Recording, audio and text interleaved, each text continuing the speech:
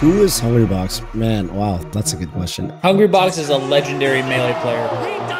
That's who he is. One of the 5 gods of Melee, Hungrybox, for many reasons, has earned his spot in the pantheon of Smash Bros. Melee players. But 2 things stand out above all else. First, his unbelievable EVO 2016 rematch and win over another Melee god, Armada. And second, his offbeat and unpopular character of choice, Jigglypuff. He gets the read, and he gets and H-Box!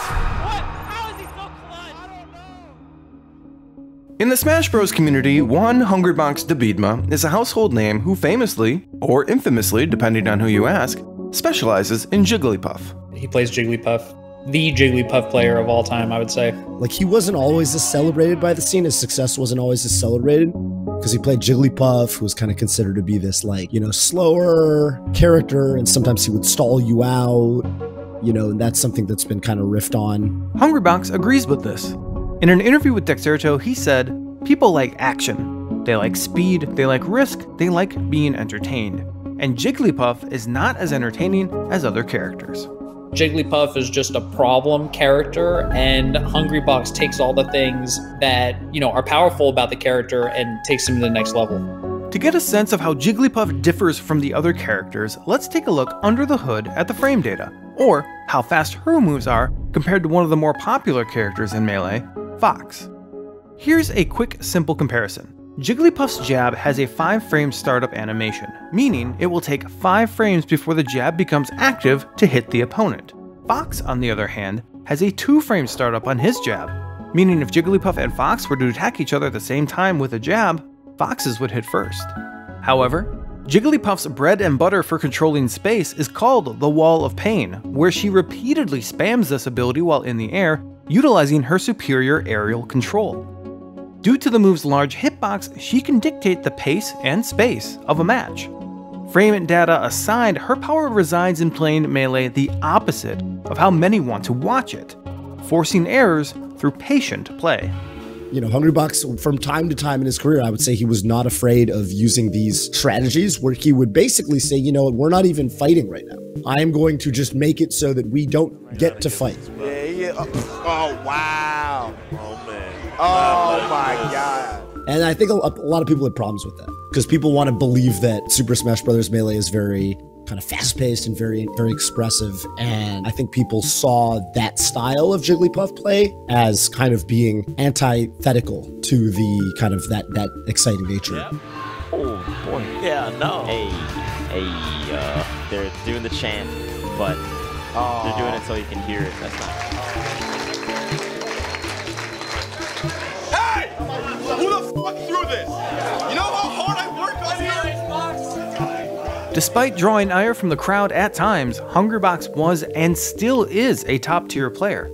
Outside of his niche character pick, he also built a reputation and following for showing up when it mattered most. Kind of love him or hate him, he's brought some really awesome moments to competitive play because he had this aura around him of being extremely clutch, and when his back was against the wall, he would make these really kind of insane comebacks.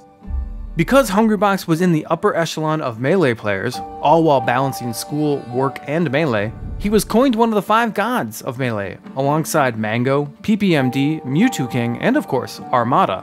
While all these players traded blows back and forth throughout the years, the games between Armada and Hungrybox were something else. He gets the read, and he gets the and H-Box! What? How is he so clutch? I don't know. Adam Armada Lindgren, in his own right, was carving his own legend in the Melee scene. Oh, what nice spacing. Armada, are you real? Armada?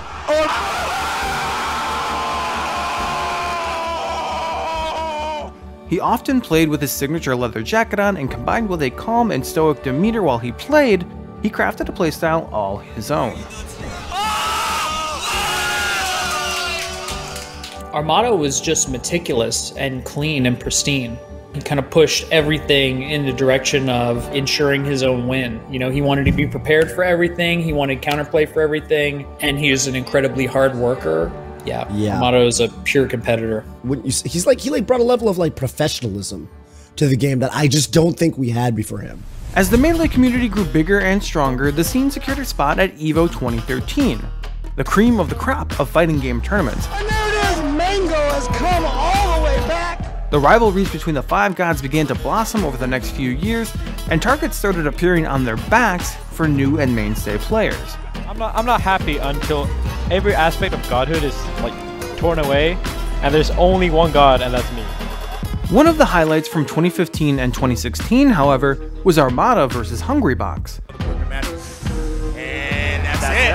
Holy cow, that was winner's finals. Oh my god. Hungrybox was such a pain for Armada that he actually forced him to play a new character. I mean, they do have a storied rivalry. It goes all the way back to the Peach Jigglypuff days, and then Armada went Young Link. He's fighting. Oh, but, and that is it. Hungrybox beats Armada. If you're making a character switch like that, it's got to be a very conscious, like very pained decision, because you're saying, you know, I'm going to sacrifice practicing with my main character to kind of reset, you know, to start from zero. And that is a sacrifice Armada was willing to make, or felt like he had to make, for Hungrybox. That had to have been a very belabored decision for him. 2015 overall was a very good year for Armada. Against Hungrybox alone, Apex, Sandstorm, CEO 2015, EVO 2015, and the Big House 5 all went Armada's way. For Hungrybox, EVO 2015 was a heartbreaker. A grand finals where Hungrybox needed one more match and only one more stock to reset the bracket, and spoiler alert, he didn't. Armada has taken EVO for the first time. I think that these two players had an arms race over many years. To me, when an arms race happens, it means that both people are motivated to push further, and you get pushed, but you push back. So I have to imagine that both players were very frustrated with each other, and they pushed each other to, you know, refine how they were going to approach the matchup each and every time. I felt like there was preparation going into each set when those two players met, and I don't think that's super common to really see it and feel it. Oh my god, and Armada with the pop-up. Armada. Oh my god, the pop-up. I told you. I think at the time, we probably assumed that Armada was just a cut above, because Armada was always in contention for first best, and Hungrybox was not in contention for first best for the majority of his career. Hungrybox ended 2015 on a high note and went toe-to-toe with Armada in the first half of 2016 to get a Grand Finals rematch at that year's EVO. EVO 2016 was the first time the finals on Sunday were held in the 12,000-seat Mandalay Bay. For the Melee community in particular, I would say that EVO has a special place in our history. And whoever was to win EVO, it would be the most seen by folks outside of the community, which gives it an extra legitimacy over the tournaments that are more inside the community. Out of the 2,372 entrants, only 4 remained. Armada and Plup on the winner's side of the bracket, Hungrybox and Mango on the loser's side. Mango versus Hungrybox. But very surreal. Certainly extremely surreal. Also on the biggest stage, and being in the loser's bracket, facing opponents like Mango, like Plup. You know that Hungrybox can take the stock in any position. Oh, he does it! He does it! Where even if you win, you have to beat Armada in 2 sets. That is a mental challenge, no question. Mango right now, you know, we talked about how he does not. Turning it around. Oh, and there's the lead. That's off the wall, and he does not get the tech.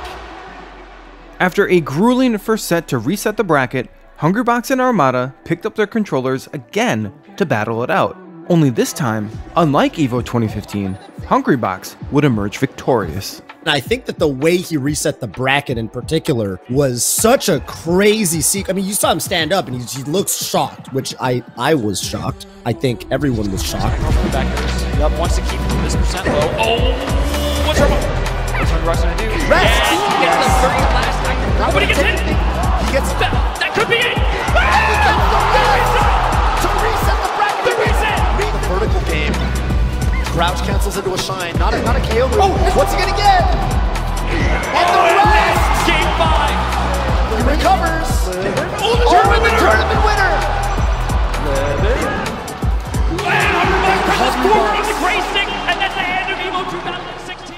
It was definitely a day where if anybody had ever shortchanged Hungrybox for the Melee community to do what Hungrybox had just done to Armada on that stage, we know that that's an unquestionable accomplishment.